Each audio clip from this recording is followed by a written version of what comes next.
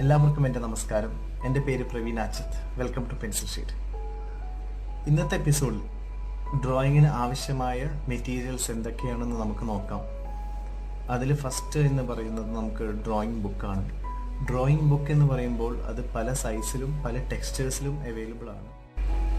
പൊതുവേ നമുക്ക് A4 അതുപോലെ A3 സൈസാണ് അവൈലബിൾ ആയിട്ട് നമുക്ക് കിട്ടുക. അതിൽ പൊതുവേ യൂസ് ചെയ്യുക A4 ആണ്. A4 എന്ന് പറയുമ്പോൾ A3യുടെ പകുതി സൈസാണ് വരിക. അതുപോലെ A3 ഇതാണ് A3 എന്ന് പറയുമ്പോൾ കുഴപ്പമില്ലാത്ത സൈസാണ്. അതിൽ നമുക്ക് നല്ല പോർട്രേറ്റ്സും അതേപോലെ ലാൻഡ്സ്കേപ്പൊക്കെ നമുക്ക് ചെയ്യാൻ പറ്റും.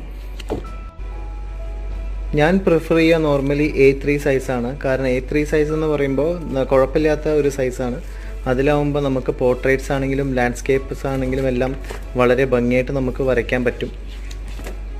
ഇത് കണ്ടോ, കാരണം നമുക്ക് ഷെയ്ഡിങ്ങിനും അതേപോലെ കളർ ചെയ്യുകയാണെങ്കിൽ അതിലൊക്കെ കൂടുതലായിട്ട് നമുക്ക് ഫോക്കസ് ചെയ്തുകൊണ്ട് നല്ല ഷെയ്ഡിങ് ഒക്കെ ചെയ്യാൻ പറ്റും, കാരണം കൂടുതൽ ഏരിയാസ് ഉള്ള കാരണം. പിന്നെ പല ടെക്സ്റ്റേഴ്സിലുള്ള പേപ്പറുള്ള ബുക്സും വരുന്നുണ്ട്. അതിൽ വാട്ടർ കളർ ആകുമ്പോൾ കൂടുതൽ വെള്ളം അബ്സോർബ് ചെയ്യാനുള്ള പേപ്പറായിട്ടാണ് വരിക. ഇപ്പോൾ ചാർക്കോൾ പെൻസിലൊക്കെ ആകുമ്പോൾ അതിന് വേറെ ടെക്സ്ചറുള്ള പേപ്പറായിരിക്കും. ഓയിൽ പെയിൻറ്റ് അക്രിലിക് ആകുമ്പോൾ അതിന് വേറെ ടെക്സ്ചറുള്ള പേപ്പർ അല്ലെങ്കിൽ അതിന് ക്യാൻവാസ് ബോർഡുകളായിരിക്കും. അപ്പോൾ ഞാൻ നോർമലി കുറച്ച് കുറച്ച് സോഫ്റ്റ് അല്ലെങ്കിൽ ചെറിയൊരു ടെക്സ്ചറുള്ള പേപ്പറാണ് മേടിക്കാറുള്ളത്. കാരണം അതിൽ കൂടുതൽ നമുക്ക് ബ്ലെൻഡ് ചെയ്യാൻ പറ്റും. ഞാൻ വരച്ചു കഴിഞ്ഞാൽ ഇതേപോലെ ഫയലിൽ സൂക്ഷിക്കുക ചെയ്യാറുള്ളത്. അടുത്തതായി നമുക്ക് വേണ്ടത് പെൻസിൽസ് ആണ്. പെൻസിൽസ് എന്ന് പറയുമ്പോൾ പല ടൈപ്സിലും പല ഷെയ്ഡ്സിലുള്ള പെൻസിൽസ് അവൈലബിൾ ആണ് മാർക്കറ്റിൽ. അപ്പോൾ പല ടൈപ്സ് എന്ന് പറയുമ്പോൾ mechanical pencils, charcoal pencils, graphite pencils, അങ്ങനെ പല ടൈപ്സിലുള്ള പെൻസിൽസും മാർക്കറ്റിൽ അവൈലബിൾ ആണ്. അതിൽ ഗ്രാഫൈറ്റ് പെൻസിൽസ് എന്ന് പറയുമ്പോൾ അതിൽ തന്നെ പല ഷെയ്ഡ്സിലുള്ള പെൻസിൽസ് വരും. അപ്പോൾ അതിനെക്കുറിച്ചുള്ള ഡീറ്റെയിലിംഗ് ഞാൻ വേറൊരു എപ്പിസോഡിൽ തീർച്ചയായിട്ടും ചെയ്യാം. അടുത്തതായി നമുക്ക് വേണ്ടത് ഇറേസേഴ്സ് ആണ്. പല ടൈപ്സിലുള്ള ഇറേസേഴ്സ് മാർക്കറ്റിൽ അവൈലബിൾ ആണ്. അതിൽ റബ്ബർ ഇറേസർ എന്ന് പറയുമ്പോൾ നമ്മൾ കോമൺലി യൂസ് ചെയ്യുന്ന നോർമൽ റബ്ബർ ഇറേസറാണ്. അത് വളരെ സോഫ്റ്റ് ആയിരിക്കും. പിന്നെ വിനൈൽ ഇറേസർ അല്ലെങ്കിൽ പ്ലാസ്റ്റിക് ഇറേസർ എന്ന് പറയും. അതാവുമ്പോൾ നമ്മൾ മായ്ക്കുമ്പോഴും അതിൽ അധികം റബ്ബർ അല്ലെങ്കിൽ അധികം മെസ്സി ആവില്ല. അതാണ് നമ്മൾ കോമൺലി യൂസ് ചെയ്യുന്ന ഒരു ഇറേസർ എന്ന് പറയുന്നത്. അടുത്ത ടൈപ്പ് ഇറേസർ എന്ന് പറയുന്നത് നീഡഡ് ഇറേസറാണ്. നീഡഡ് ഇറേസർ എന്ന് പറയുമ്പോൾ അത് വളരെ സോഫ്റ്റ് ആണ്. ഇത് കണ്ടില്ലേ, ഇത് വളരെ ഫ്ലെക്സിബിൾ ആണ്. ഇത് നമുക്ക് ഒരു പിക്ചർ വരയ്ക്കുമ്പോൾ, എസ്പെഷ്യലി പോർട്രേറ്റ്സ് ഒക്കെ വരയ്ക്കുമ്പോൾ വളരെ ഫൈൻ എഡ്ജസ് ഒക്കെ നമുക്ക് ഏത് കോർണറിൽ വേണമെങ്കിലും നമ്മൾക്ക് ഇറേസ് ചെയ്യാൻ പറ്റും. ഇപ്പോൾ ഇത് എക്സാമ്പിൾ, ഇപ്പോൾ ഇത് ജസ്റ്റ് ഞാൻ ഷെയ്ഡ് ചെയ്തിരിക്കുകയാണ്. ഇത് കണ്ടോ, അപ്പോൾ വളരെ ഷാർപ്പാക്കിക്കൊണ്ട് കണ്ടോ.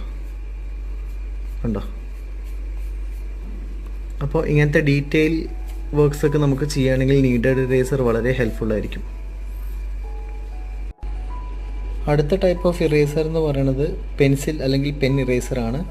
അതും ഇതേപോലെ ഫൈൻ ഡീറ്റെയിൽസിന് വേണ്ടിയിട്ട് നമുക്ക് പോർട്രേറ്റ്സിലൊക്കെ യൂസ് ചെയ്യാൻ പറ്റുന്ന, ഇപ്പോൾ നമ്മൾ മുടിയൊക്കെ വരയ്ക്കുമ്പോൾ അതിൻ്റെ ഫൈൻ ഡീറ്റെയിലിംഗ് കൊടുക്കാനായിട്ടുള്ള ഒരു ഇറേസറാണ്. നമുക്കങ്ങനെ ഡീറ്റെയിലിങ്ങിന് വേണ്ടി നമുക്കിതൊക്കെ യൂസ് ചെയ്യാം. പിന്നെ അടുത്തതായി വേണ്ടത് നമുക്ക് ഷാർപ്പനറാണ്. ഷാർപ്പനർ എന്ന് പറയുമ്പോൾ അത് പല ടൈപ്സിലുള്ളത് വരും. ഇപ്പോൾ ബ്ലേഡ് അല്ലെങ്കിൽ നൈഫ്. നോർമലി നൈഫാണ് യൂസ് ചെയ്യാൻ വളരെ നല്ലത്, കാരണം അത് പെൻസിൽ വളരെ നന്നായിട്ട് നമുക്ക് ഷാർപ്പ് ചെയ്യാൻ പറ്റും. അത് ഞാൻ വേറൊരു എപ്പിസോഡിൽ ഞാൻ പറയാം എങ്ങനെ പെൻസിൽ നമുക്ക് ഷാർപ്പ് ചെയ്യാമെന്ന്. പിന്നെ വേണ്ടത് നമുക്ക് സ്കെയിലാണ്. ഇപ്പോൾ ഗ്രിഡ് മെത്തേഡൊക്കെ ചെയ്യുമ്പോൾ നമ്മൾക്ക് അതിൽ മെഷർ ചെയ്യാൻ വേണ്ടിയിട്ട് സ്കെയിൽ വളരെ അത്യാവശ്യമാണ്. പിന്നെ വേണ്ടത് ലാസ്റ്റായിട്ട് വേണ്ടത് നമുക്ക് കളേഴ്സാണ്. കളർ എന്ന് പറയുമ്പോൾ പല ടൈപ്സിലുള്ള കളർ വരും. ഇപ്പോൾ ക്രയോൺസ് അല്ലെങ്കിൽ പെൻസിൽ കളേഴ്സ് വരും. ഇപ്പോൾ സ്കെച്ച് പെൻസ് വരും, വാട്ടർ കളർ, അതുപോലെ അക്രിലിക്, ഓയിൽ പെയിൻ്റ് ഒക്കെ വരും. അപ്പോൾ അതിനെക്കുറിച്ചുള്ള ഡീറ്റെയിലിങ്ങിലേക്ക് ഞാൻ പോകുന്നില്ല. അത് വേറെ എപ്പിസോഡിൽ ഞാൻ പറഞ്ഞുതരാം.